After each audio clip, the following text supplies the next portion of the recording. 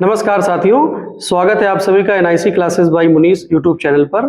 जैसा कि 10 प्रश्नों की श्रृंखला लेकर के आने की बात हमारे और आपके बीच में हुई थी, उसी क्रम में हम लोग 10 प्रश्नों की श्रृंखला लेकर के आए हैं जो सामान्य अध्ययन के बहुत सारे विषयों को ध्यान में रख करके बनाई गई है। हमारी पूरी टीम के द्वारा लगातार प्रयास किया जा रहा है कि ज़्यादा से ज़्यादा ऑथेंटिक चीज़ें आपको दी जाए, और जो भी आपके सुझाव आ रहे हैं लगातार उन पर भी हम नज़र बनाए हुए हैं। हमारे बहुत सारे वर्तमान छात्र, बहुत सारे छात्र ऐसे हैं जो यहाँ से पढ़ करके निकल गए और बहुत सारी सरकारी नौकरियों में सेवा दे रहे हैं, वो भी सुझाव दे रहे हैं निरंतर। बहुत सारे अभिभावकों के भी सुझाव आ रहे हैं। तो इसी क्रम में आज की जो हमारी 10 प्रश्नों की सामान्य अध्ययन की विशेष श्रृंखला हम लेकर के आपके आए हैं, वो आपके सामने है। इसका पहला प्रश्न पर्यावरण से लिया गया है, जो कि आपके सामने है। पर्यावरण एवं वन मंत्रालय का नाम बदलकर पर्यावरण, वन एवं जलवायु परिवर्तन मंत्रालय किस वर्ष किया गया? 4 विकल्प यहाँ पर आपको दिए गए हैं। पहला विकल्प है वर्ष 1986, दूसरा विकल्प है वर्ष 1972 और तीसरा विकल्प है वर्ष 2014 और चौथा और अंतिम विकल्प है वर्ष 2002। इस प्रश्न का सही जवाब है वर्ष 2014।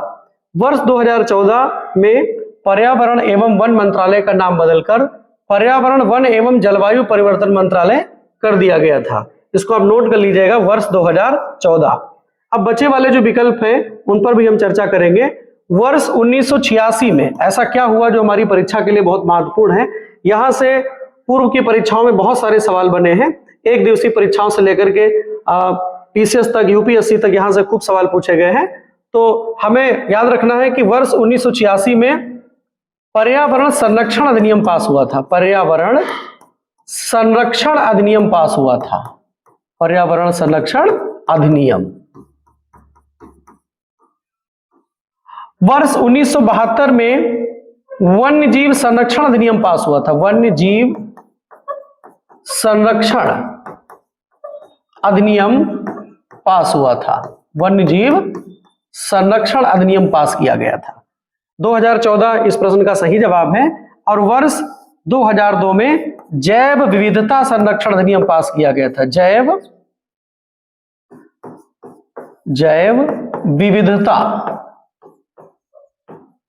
विविधता बायोडायवर्सिटी, जैव विविधता संरक्षण अधिनियम पास किया गया था। और यह जैव विविधता अधिनियम प्रभावी हुआ था वर्ष 2003 से। प्रभावी हुआ वर्ष 2003 से। आपको याद रखना है, आपसे पूछा जाएगा कि पर्यावरण संरक्षण अधिनियम कब पास हुआ, आप बताएंगे 1986। वन्य जीव संरक्षण अधिनियम कब पास हुआ? 1972। और पर्यावरण एवं वन मंत्रालय का नाम बदलकर पर्यावरण, वन एवं जलवायु परिवर्तन मंत्रालय किस वर्ष कर दिया गया? तो सही जवाब होगा 2014। और आपसे पूछा जाएगा जैव विविधता संरक्षण अधिनियम कब पास हुआ, तो आपका जवाब होगा वर्ष 2002। और आपसे पूछा जाएगा कि जैव विविधता संरक्षण अधिनियम प्रभावी कब से हुआ, तो आपको जवाब देना है 2003 से। इसी क्रम में अगले प्रश्न पर हम लोग आते हैं। अगला प्रश्न है 38वीं समानांतर रेखा निम्नलिखित में से किन देशों के बीच सीमा का विभाजन करती है? सीमांकन करती है, सीमा का विभाजन करती है। 4 विकल्प आपके सामने दिए हुए हैं। भारत और चीन के बीच, उत्तरी कोरिया और दक्षिणी कोरिया के बीच, संयुक्त राज्य अमेरिका और कनाडा के बीच, जर्मनी और फ्रांस के बीच। इस प्रश्न का सही जवाब है उत्तरी कोरिया और दक्षिणी कोरिया के बीच। उत्तरी कोरिया और दक्षिण कोरिया के बीच 38वीं समानांतर रेखा को सीमांकन करने के लिए निर्धारित किया गया है। उत्तर कोरिया और दक्षिण कोरिया, ये दोनों देश एशिया महाद्वीप में स्थित हैं। और उत्तर कोरिया बहुचर्चित राष्ट्र है। उत्तर कोरिया बहुचर्चित राष्ट्र है। आए दिन समाचार पत्रों में, प्रिंट मीडिया में, इलेक्ट्रॉनिक मीडिया में यहाँ से कुछ न कुछ खबरें आती रहती हैं। अब बचे हुए 3 विकल्पों पर हम लोग चर्चा करेंगे। भारत और चीन के बीच में जो सीमा रेखा है उसको कहा जाता है मैकमोहन। भारत और चीन के बीच की सीमा रेखा को कहा जाता है मैकमोहन। और इसका निर्धारण हुआ था 27 अप्रैल 1914 ईस्वी को। याद रखना है। अगला विकल्प है संयुक्त राज्य अमेरिका और कनाडा के बीच में कौन सी सीमा रेखा, हम लोग इस पर भी चर्चा करेंगे। तो संयुक्त राज्य अमेरिका और कनाडा के बीच में 49वीं समानांतर रेखा, 49वीं समानांतर रेखा सीमांकन करती है। 49वीं समानांतर रेखा सीमांकन करती है। आपसे पूछा जाएगा कि संयुक्त राज्य अमेरिका और कनाडा के मध्य कौन सी रेखा सीमा बनाती है, उस सीमा को किस नाम से जाना जाता है, तो आपका जवाब होगा 49वीं समानांतर रेखा। जर्मनी और फ्रांस के बीच में मैगीनॉट, जर्मनी और फ्रांस के बीच में जो सीमा रेखा है वो है मैगीनॉट, मैगीनॉट नाम से है। इसको कहीं के पर मैजीनॉट भी लिखा हुआ है, तो मैगीनॉट जर्मनी और फ्रांस के बीच सीमांकन करने वाली रेखा है। अगले प्रश्न पे आते हैं। अगला प्रश्न, निम्नलिखित में से कौन सा टाइगर रिजर्व मध्य प्रदेश में स्थित नहीं है, मध्य प्रदेश में स्थित नहीं है। अगर ऐसा प्रश्न आता है कि उसमें नहीं वाली चीज पूछी जाती है तो आपको थोड़ा धैर्य रखना है और प्रश्न को कम से कम 2 बार पढ़ना है। तो मैं भी यहां पर वो प्रयास कर रहा हूं। निम्नलिखित में से कौन सा टाइगर रिजर्व मध्य प्रदेश में स्थित नहीं है? पहला है सरिस्का, दूसरा है पन्ना और तीसरा है वीरांगना दुर्गावती और चौथा है कान्हा। तो सही जवाब इस प्रश्न का हो जाएगा सरिस्का। सरिस्का कहां है? तो सरिस्का राजस्थान में है। सरिस्का जो है वो राजस्थान में स्थित बाघ अभ्यारण्य है, टाइगर रिजर्व है। अब 3 विकल्प जो बचे हुए हैं, पन्ना, वीरांगना दुर्गावती और कान्हा, ये तीनों के तीनों कहां हैं? तो आपका जवाब होगा मध्य प्रदेश में। और मध्य प्रदेश में सर्वाधिक टाइगर रिजर्व होने की वजह से इसको कहा जाता है टाइगर स्टेट ऑफ इंडिया। आपको यह भी याद रखना है कि भारत में बाघ संरक्षण प्राधिकरण का गठन भी किया गया, एनटीसीए जिसको बोलते हैं, national tiger conservation authority, NTCA, national tiger conservation authority, इसका फुल फॉर्म है, यह भी आपको लिख लेना है। और वर्ष 1973 में, वर्ष 1973 ईस्वी में भारत में प्रोजेक्ट टाइगर शुरू किया गया, भारत में प्रोजेक्ट टाइगर शुरू किया गया था, यह भी आपको याद रखना है। आपसे भी पूछा जाता है कि यह किस अधिनियम के बाद में शुरू किया गया, तो आपको याद रखना है वन्यजीव संरक्षण अधिनियम 1972 के बाद। आपसे पूछा जाएगा प्रोजेक्ट टाइगर किसके बाद शुरू किया गया, तो आपको याद रखना है वन्यजीव संरक्षण अधिनियम 1972 ईस्वी के बाद इसको प्रारंभ किया गया था। और आपसे पूछा जाएगा कि अंतरराष्ट्रीय बाघ संरक्षण दिवस कब मनाया जाता है, तो आपका जवाब होगा 29 जुलाई को, 29 जुलाई को बाघ संरक्षण दिवस मनाया जाता है। 29 जुलाई को अंतरराष्ट्रीय स्तर पर अंतरराष्ट्रीय बाघ संरक्षण दिवस मनाया जाता है, बाघ संरक्षण दिवस मनाया जाता है। अगले प्रश्न पर आते हैं इसी क्रम में। निम्नलिखित में से किसका सही सुमेलन नहीं है? निम्नलिखित में से किसका सही सुमेलन नहीं है? 4 विकल्प यहां पर दिए गए हैं। अमृत क्रांति नदी जोड़ो परियोजना, सुनहरी क्रांति फल उत्पादन, रजत क्रांति अंडा उत्पादन, कृष्ण क्रांति सीमेंट उत्पादन। तो सही जवाब है इस प्रश्न का कृष्ण क्रांति सीमेंट उत्पादन। कृष्ण क्रांति सीमेंट उत्पादन नहीं होता है। कृष्ण क्रांति का मतलब है, कृष्ण क्रांति का संबंध किससे है, तो आप बताएंगे उर्वरक उत्पादन, सॉरी पेट्रोलियम उत्पादन, पेट्रोलियम उत्पादन। आपसे पूछा जाएगा सीमेंट उत्पादन किसके लिए होता है, तो आप बताएंगे इसके इससे संबंधित है सीमेंट उत्पादन। सीमेंट उत्पादन से संबंधित है धूसर क्रांति, याद रखिएगा धूसर क्रांति। धूसर क्रांति का संबंध सीमेंट उत्पादन से है। कृष्ण क्रांति का संबंध पेट्रोलियम उत्पादन से है। बाकी सारे विकल्प यहां पर सही दिए हुए हैं। अमृत क्रांति नदी जोड़ो परियोजना, सारी नदियों को एक में जोड़ दिया जाए जिससे भारत में सूखा और बाढ़ की समस्या से निजात पाई जा सके। अगला है सुनहरी क्रांति फल उत्पादन में वृद्धि, रजत क्रांति अंडा उत्पादन में वृद्धि। इसी क्रम में हम लोग अगले प्रश्न पर आते हैं। अगला प्रश्न है, निम्नलिखित में से कौन सा ग्रह सौरमंडल में पृथ्वी तथा क्षुद्र ग्रह मेखला के मध्य में स्थित है? एक बार फिर से प्रश्न को पढ़ेंगे। निम्नलिखित में से कौन सा ग्रह सौरमंडल में पृथ्वी तथा क्षुद्र ग्रह मेखला के मध्य में स्थित है? इस प्रश्न में 4 विकल्प आपको दिए गए हैं। पहला है शुक्र, मंगल, बुध और शनि। इस प्रश्न का सही जवाब है मंगल। क्षुद्र ग्रह मेखला और पृथ्वी के बीच में मंगल स्थित है। यहां पर हम सौरमंडल के 8 ग्रहों का क्रम जानेंगे। हमें यह भी याद रखना है कि वर्ष 2006 के पूर्व सौर मंडल में ग्रहों की संख्या वैज्ञानिकों के द्वारा, खगोल शास्त्रियों के द्वारा 9 बताई गई थी, लेकिन वर्ष 2006 के पश्चात ग्रहों की संख्या में परिवर्तन किया गया और सौर मंडल के अंतिम ग्रह प्लूटो यानी यम को सौर मंडल में ग्रहों की श्रेणी से हटा करके बौने ग्रह की श्रेणी में रख दिया गया। तो 8 ग्रहों का क्रम हम यहां पर जानेंगे। सबसे पहले केंद्र में कौन है? तो सूर्य, सबसे पहले सूर्य है। तो सूर्य से दूरी के क्रम में हम 8 ग्रहों को जानेंगे। सूर्य से दूरी के क्रम में पहला ग्रह आएगा बुध, दूसरा ग्रह आएगा शुक्र, तीसरा ग्रह आएगा पृथ्वी, तीसरा ग्रह आएगा पृथ्वी और चौथा आएगा मंगल, और मंगल के पश्चात आएगा क्षुद्र ग्रह मेखला, क्षुद्र ग्रह मेखला, क्षुद्र ग्रह मेखला। तत्पश्चात अगला ग्रह आएगा बृहस्पति या गुरु, और उसके पश्चात आएगा शनि, उसके पश्चात आएगा अरुण, और 2006 के बाद की स्थिति में अंतिम ग्रह आएगा वरुण। तो यहां पर यह टेबल आपको रट लेनी है, और क्षुद्र ग्रह मेखला और पृथ्वी के बीच में आएगा मंगल। अब बचे हुए विकल्पों पर भी चर्चा करेंगे। शुक्र को कहा जाता है भोर का तारा, भोर का तारा, और कहा जाता है इसको सांझ का तारा, सांझ का तारा, सांझ का तारा भी इसको कहा जाता है।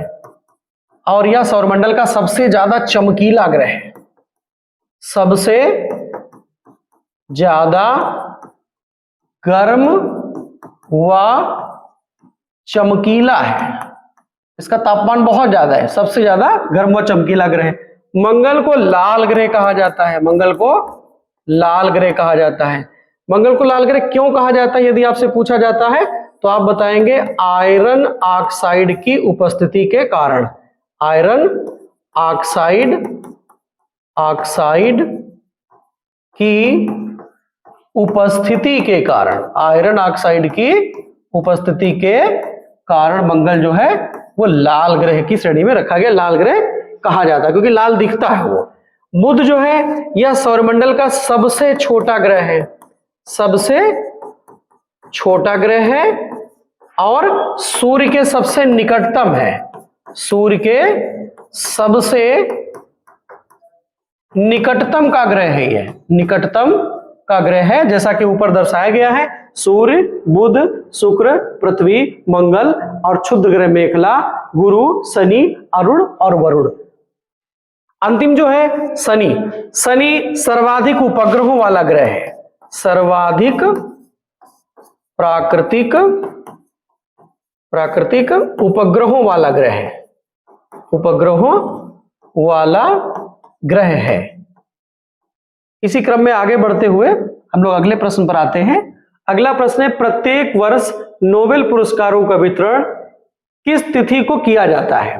नोबेल पुरस्कार विश्व के सबसे बड़े पुरस्कारों में से एक गिना जाता है, एक में गिना जाता है और ऐसे वैज्ञानिकों को दिया जाता है जिनके द्वारा किए गए प्रयोग पूरे मानव समुदाय के लिए जन कल्याणकारी साबित होते हैं। तो प्रश्न यहाँ पर है प्रत्येक वर्ष नोबेल पुरस्कारों का वितरण, नोबेल पुरस्कारों का वितरण किस तिथि को किया जाता है? 4 विकल्प यहाँ पर दिए हुए हैं। 24 अप्रैल को किया जाता है, 16 सितंबर को किया जाता है, 11 नवंबर को किया जाता है या 10 दिसंबर को किया जाता है। तो इस प्रश्न का सही जवाब है 10 दिसंबर को प्रत्येक वर्ष नोबेल पुरस्कारों का वितरण किया जाता है, जिसकी घोषणा पूर्व में ही कर दी जाती है। वितरण की तिथि से पूर्व ही नोबेल पुरस्कारों की घोषणा प्रत्येक वर्ष कर दी जाती है। अब यहाँ पर जो बचे हुए हमारे 3 अन्य विकल्प हैं उन पर भी चर्चा करेंगे। तो सबसे पहले हम सही विकल्प पर चर्चा करते हैं। 10 दिसंबर को डायनामाइट के आविष्कारक, डायनामाइट के आविष्कारक, खोजकर्ता, आविष्कारक एल्फ्रेड नोबेल, नाम आपको याद रखना है, एल्फ्रेड नोबेल, एल्फ्रेड नोबेल की पुण्यतिथि पर, एल्फ्रेड नोबेल की पुण्यतिथि पर नोबेल पुरस्कारों का वितरण किया जाता है। नोबेल पुरस्कारों का वितरण किया जाता है, वितरण किया जाता है। याद रखना है आपको, अल्फ्रेड नोबेल की पुण्यतिथि पर नोबेल पुरस्कारों का वितरण किया जाता है। अब बचे हमारे जो 3 विकल्प, इन पर भी हम चर्चा करेंगे।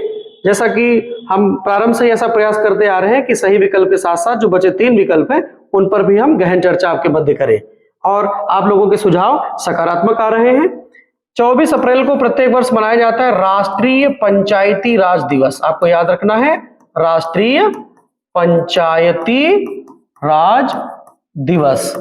अगर आपसे पूछा जाता है कि यह दिवस क्यों मनाया जाता है, तो आपको जवाब देना है 24 अप्रैल वर्ष 1993 को भारत में 11वीं अनुसूची संविधान की लागू हुई थी, प्रभावी हुई थी। इसी तिथि को पंचायती राज दिवस मनाया जाता है।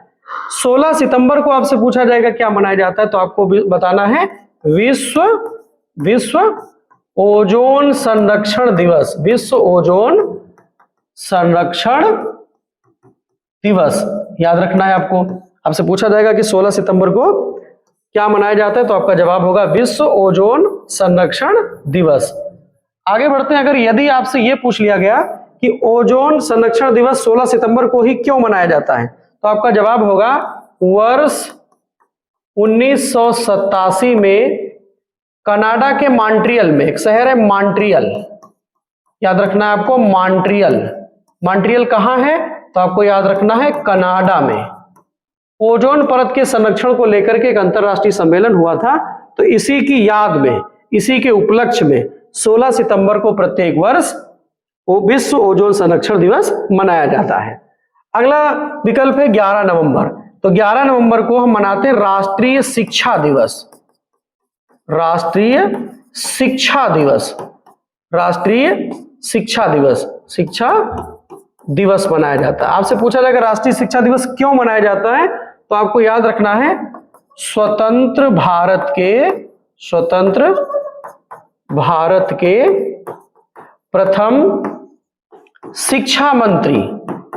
प्रथम शिक्षा मंत्री मौलाना अबुल कलाम आजाद की जयंती। मौलाना अबुल कलाम आजाद, मौलाना अबुल कलाम आजाद की जयंती के उपलक्ष्य में। आगे बढ़ते हैं। अब हम अपनी श्रृंखला के 7वें प्रश्न पर हैं। संयुक्त राष्ट्र संघ सुरक्षा परिषद में शामिल कुल देशों की संख्या कितनी है, कितनी होती है या कितनी है? 4 विकल्प यहां पर दिए गए हैं, 10, 5, 15 और 193। तो इस प्रश्न का सही जवाब है संयुक्त राष्ट्र संघ सुरक्षा परिषद में देशों की संख्या बताई गई है 15, जिसमें 15 सदस्य बताए गए हैं, जिसमें 5 सदस्य जो हैं, 5 सदस्य ये होते हैं स्थायी सदस्य। ठीक है, 5 सदस्य स्थायी कौन कौन से हैं, इन पर हम चर्चा करेंगे। तो 5 स्थायी सदस्यों में पहला है अमेरिका, जिसको हम कहते हैं यूएसए, संयुक्त राज्य अमेरिका। ये पहला देश हो गया। नंबर 2 पर आएगा फ्रांस, नंबर 3 पर आएगा ब्रिटेन, और नंबर 4 पर आएगा चीन, और नंबर 5 पर आएगा रूस। इन 5 देशों को P5 भी कहा जाता है, अर्थात परमानेंट 5। तो सुरक्षा परिषद में कुल देशों की संख्या 15 बताएंगे और स्थायी देशों की संख्या बताएंगे 5। अस्थायी देशों की संख्या होती है 10। अस्थायी देशों की संख्या बताई गई है 10, और इनका कार्यकाल होता है 2 वर्ष का। ठीक है, इनका जो कार्यकाल 2 वर्षों का होता है, 2 वर्षों का होता है, और समय समय पर बदलाव होता रहता है। नए देश चुन करके आते हैं, पुराने देशों का कार्यकाल समाप्त हो जाता है। आगे बढ़ते हैं अगले प्रश्न पर। वनस्पति जलवायु का सही सूचक है, यह कथन निम्नलिखित में से किसका है? 4 विकल्प यहां पर दिए गए हैं। कोपेन का है, एडविन हब्बल का है, एस चंद्रशेखर का है, या इनमें से कोई नहीं।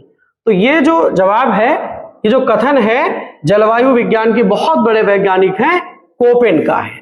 कोपेन ने कहा है कि वनस्पति जलवायु का सही सूचक है। अगर हमें किसी स्थान विशेष की या किसी कटिबंध की जलवायु के बारे में पढ़ना है तो वहां की अगर वनस्पतियों का अध्ययन किया जाए तो बेहतर रहेगा, अच्छे परिणाम मिलेंगे, ज्यादा से ज्यादा जानकारी हम जुटा सकते हैं, क्योंकि जलवायु का सूचक सबसे अच्छा कोपेन के अनुसार पेड़ पौधों को माना गया है, वनस्पतियों को माना गया है। अब बचे वाले विकल्पों पर भी हम चर्चा कर लें। एडविन हब्बल एक खगोल शास्त्री थे जिन्होंने बिग बैंग थ्योरी को दिया है, अंतरिक्ष के विस्तार के सिद्धांत को प्रतिपादित किया है। एस चंद्रशेखर भारतीय मूल के वैज्ञानिक थे, इन्होंने ब्लैक होल के सिद्धांत पर काम किया है, कृष्ण छिद्र, इसीलिए इनको वर्ष 1983 ईस्वी में भौतिकी का नोबेल भी मिला हुआ है। भौतिकी का नोबेल पुरस्कार भी इनको प्राप्त हुआ है, नोबेल पुरस्कार। एस चंद्रशेखर, इनका पूरा नाम है सुब्रमण्यम चंद्रशेखर। आगे बढ़ते हैं इस श्रृंखला के 9वें प्रश्न पर। भारत का कौन सा पड़ोसी राष्ट्र स्थलबद्ध नहीं है? 4 विकल्प यहां पर दिए गए हैं, नेपाल, श्रीलंका, भूटान और अफगानिस्तान। इस प्रश्न का सही जवाब है श्रीलंका। श्रीलंका स्थलबद्ध राष्ट्र नहीं है, वह एक द्वीपीय राष्ट्र है और भारत और श्रीलंका के मध्य विभाजन का कार्य पाक जल डमरू मध्य या पाक जल संधि के द्वारा किया जाता है। बचे वाले विकल्पों पर भी हम चर्चा करेंगे।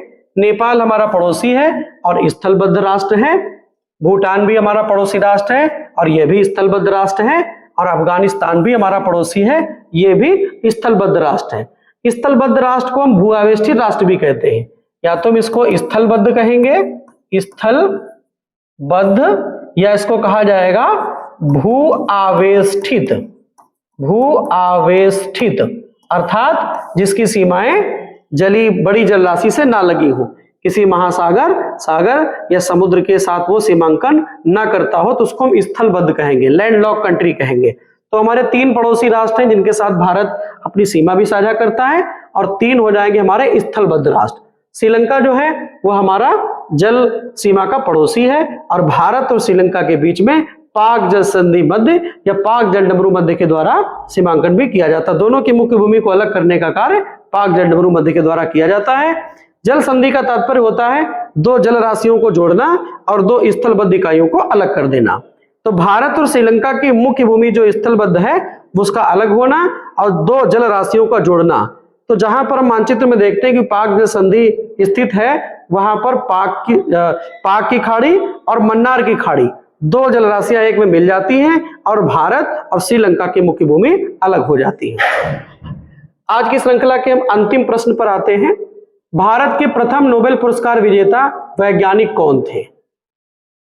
भारत के प्रथम नोबेल पुरस्कार विजेता वैज्ञानिक कौन थे? तो 4 विकल्प यहां पर आपके सामने दिए गए हैं, रविन्द्रनाथ टैगोर, कैलाश सत्यार्थी, सीवी रमन और डॉक्टर हरगोविंद खुराना।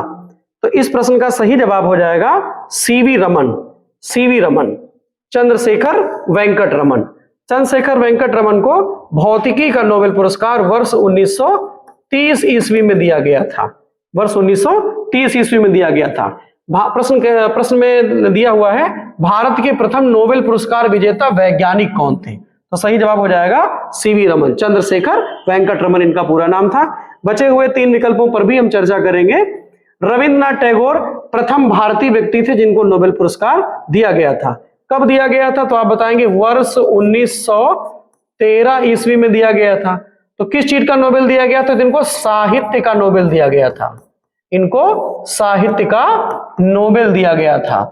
और ऐसा पुरस्कार पाने वाले ये एशिया के पहले व्यक्ति थे। ठीक है, ये भी आपको याद रखना है कि भारत के तो पहले थे ही। अगर आपसे पूछा जाएगा कि प्रथम एशियाई व्यक्ति को बताइए जिसको साहित्य का नोबेल मिला हो, तो नाम आप लेंगे रविन्द्रनाथ टैगोर का, वर्ष 1913। और इनकी कृति कौन थी, रचना कौन थी जिसके लिए इनको नोबेल पुरस्कार दिया गया था? गीतांजलि। ठीक है, गीतांजलि। तो गीतांजलि के लिए इनको नोबेल पुरस्कार दिया गया था वर्ष 1913 में। आगे नंबर 2 पर विकल्प दिया हुआ है कैलाश सत्यार्थी जी का। इनको वर्ष 2014 में शांति का नोबेल मिला था, शांति का नोबेल पुरस्कार में दिया गया था। और इनके द्वारा बहुत सारे बच्चों के संरक्षण के लिए काम किए गए। तो इन्होंने एक आंदोलन भी चलाया था, बचपन बचाओ आंदोलन। याद रखना आपको, बचपन बचाओ आंदोलन, बचपन बचाओ आंदोलन, बचपन बचाओ आंदोलन इनके द्वारा शुरू किया गया था, कैलाश सत्यार्थी जी के द्वारा। याद रखना आपको है, कैलाश सत्यार्थी जी, बचपन बचाओ आंदोलन। डॉक्टर हरगोविंद खुराना को वर्ष 1968 ईस्वी में चिकित्सा का नोबेल दिया गया था। आपको याद रखना है, वर्ष 1968 में चिकित्सा का नोबेल दिया गया था। तो आप ये पॉइंट नोट कर सकते हैं। और आगे आने वाली परीक्षाओं में हमारी ये टेस्ट सीरीज, हमारी जो प्रश्नोत्तरी है 10 प्रश्नों की, ये श्रृंखला बहुत निर्णायक सिद्ध होगी। आप अपने कमेंट हमें सुझाव में देते रहिएगा। हमारी टीम उन पर नजर बनाए हुए, जैसे मैंने कि वीडियो के प्रारंभ में आपसे कहा भी, आपके जितने भी सुझाव आते रहेंगे उन पर हम समय समय पर अपनी प्रश्नोत्तरी की श्रृंखला में बदलाव भी करते रहेंगे। और जैसा सुझाव आएगा उसी के अनुरूप हम प्रश्नों की संख्या को बढ़ाएंगे भी। धन्यवाद।